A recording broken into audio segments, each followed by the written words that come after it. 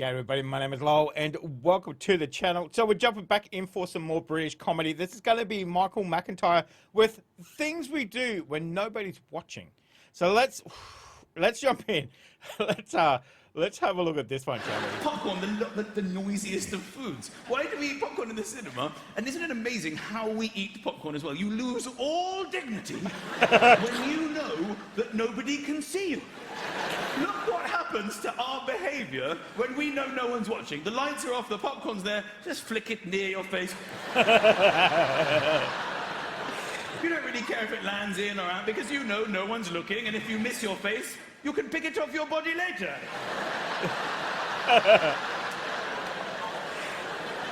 You wouldn't do this with the lights on in public on a first date. Pass me that new potato. I love all that awkwardness because people get very upset when people don't arrive to their seats in chronological order. People want people to arrive, and there's nothing worse than having to stand, because you know when there are seats available, you can't relax. Sooner or later they might come. Don't settle in yet. Here they come, and they keep walking. It wasn't them. Maybe it's soon. And then when they do come, you have options. Either you stand or you twizzle. Now, this is a split-second decision. You have to judge the dimensions of the human very quickly and then go twizzle. Sometimes you fuck up, you twizzle, they're wedged in, back up! I should have stood. Sometimes people just sort of arch their back, which doesn't help at all, but they want to show that they've made some kind of effort. They just go... Does that help? Oh, that is the worst, trying to get in between people. Flip seat. I had somebody on the tube lead all the way to their seat with their arse so they wouldn't waste time. It was me and him against each other for a seat, and I turned, and he wasn't wasting valuable seconds turning. He went all the way down the carriage with his arse. And then sat down. Ha! You shouldn't have turned, my friend. You turn, you lose. You've got to be careful how you sit. You sit incorrectly, your body will punish you. You will be punished by the pins and needles, right? Oh. You sit incorrectly, you cut off some... This is obviously sitting incorrectly. You cut off some kind of blood flow, and then your leg will die. And then you'll feel a tingling, and then there's nothing you can do. It's irreversible. You know pins and needles are imminent. You tell other people about it. I'm going to get pins and needles. I think I'm going to get pins and needles.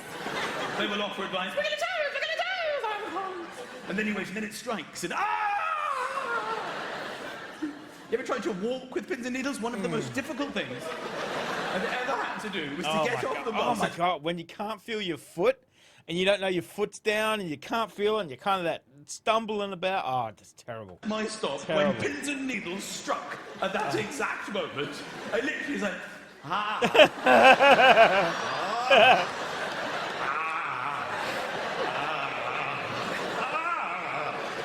And then I heard this voice going, can we let him off first, please? Do you mind? Just let him go.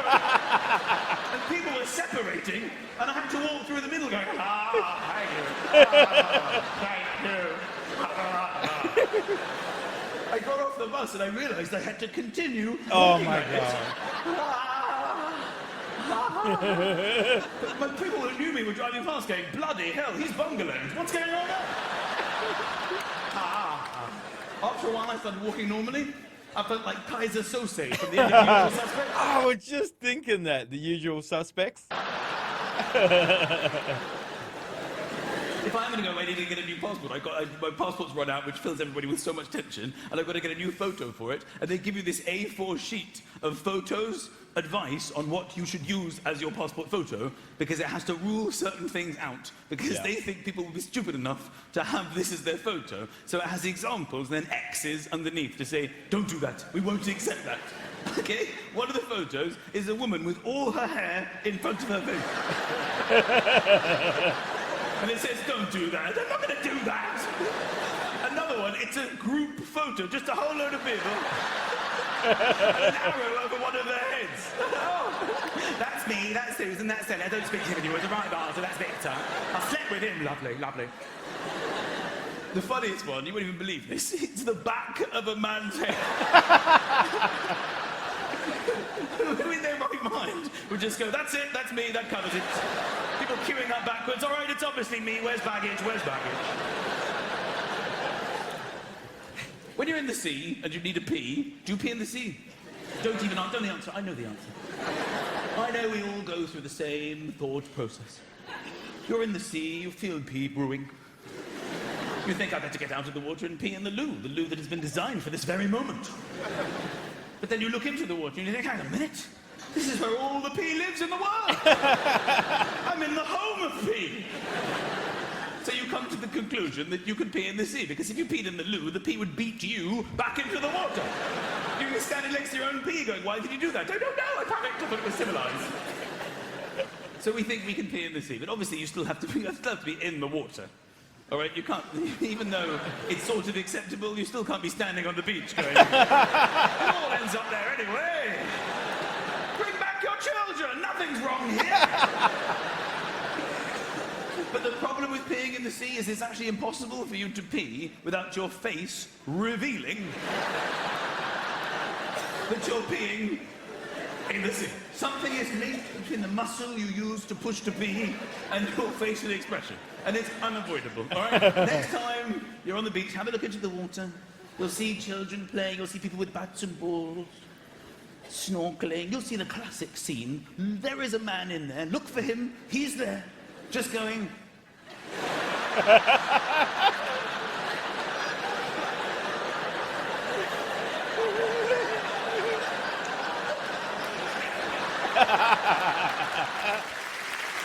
There are certain situations that people will just not address in life.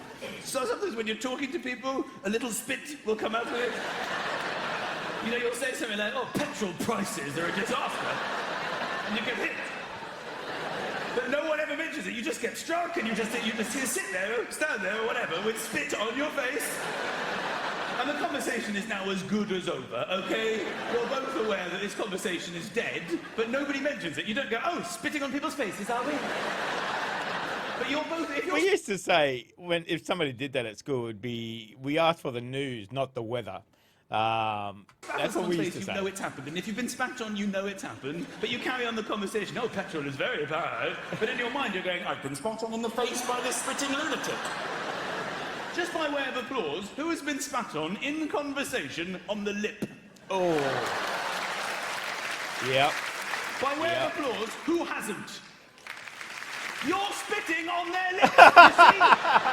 The world is divided into spitters and spittees. There's nothing worse. You have to let it linger out there. Okay, all right, get on. Like he's I was meeting somebody the other day. I said, what time should we meet? They said, dusk. Dusk? What time is dusk?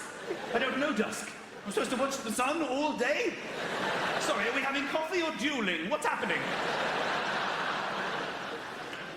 Dusk? What kind of a world of what year is this? Dusk?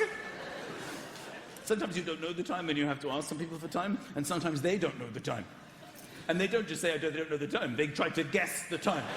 What a waste of time. You go to people, sorry, have you got the time? And they go, no, but I think it's about 2. Sorry, I could do that to myself.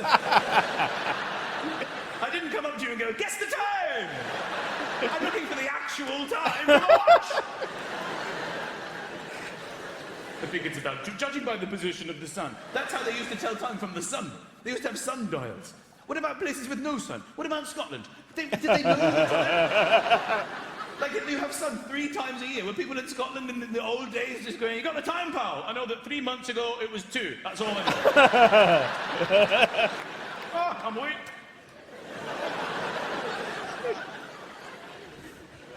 People ask you the time, it's an odd moment, especially in London, when people aren't supposed to talk to each other, and they'll come over and they'll go, excuse me, and right, that freaks you out. Like, what? Who? Why? You? Why?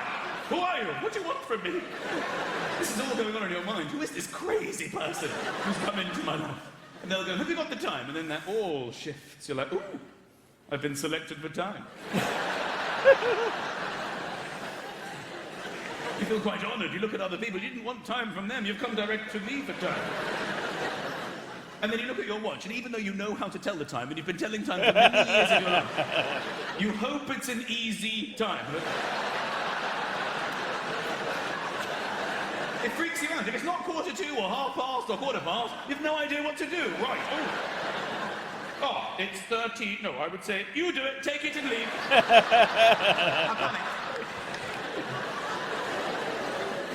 One of the few times in life you talk to strangers is to ask them the time. There are certain socially acceptable times when you're allowed to talk to people that you don't know. The time, obviously, is one. Directions is another one. You can ask anyone directions. You ask people directions, and they will obviously endeavour to tell you the way. But people feel so under stress to come up with an answer, even though you can see sometimes you've asked the wrong person and they don't know. They don't just go, don't know. They try to look for inspiration.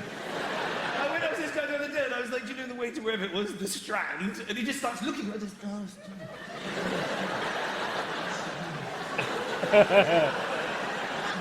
No, I'm from Spain. Why didn't you say that in the first place? Have you got the time? I think it's about 2. Fuck you! Sometimes you ask for directions, but you don't need all the directions. You know quite a lot of the directions, right? For example, you know that where you need to be is over there. You know it. You just don't know where over there it is. So you call upon a stranger to help you. But then you'll say, do you know the way to such and such? And they immediately go, you want to go down there? And as soon as they started talking, you think, this man knows nothing.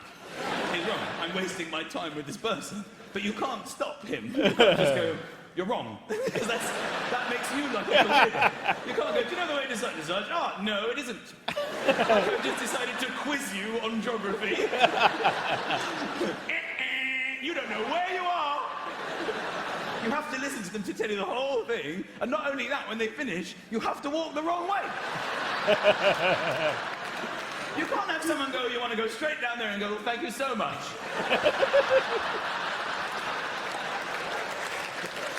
Why is that we're so polite in society? So polite, even though you know it's wrong. To walk their way, and then when they're not looking, you go your way! He is so funny. I love that. He is so funny. Some very true observations there as well too. And like I said at that end there, we're so polite in society that even though we know, as you said, that is definitely the wrong way. I don't know exactly, but I know it's not that way. But you still follow it anyway, So being in polite society, that is one of them. So, but that was very funny. He is a very funny man. Very good observations around the world. Because as soon as he starts speaking, you go, I know what he's going to say. I've been through that before. I know exactly that's happened to me. So he's a very observant comedian. I love him. So let me know what you guys thought of that as well too. So guys, thank you very much for joining me today. Make sure you stay safe, and I'll definitely see you in the next reaction video.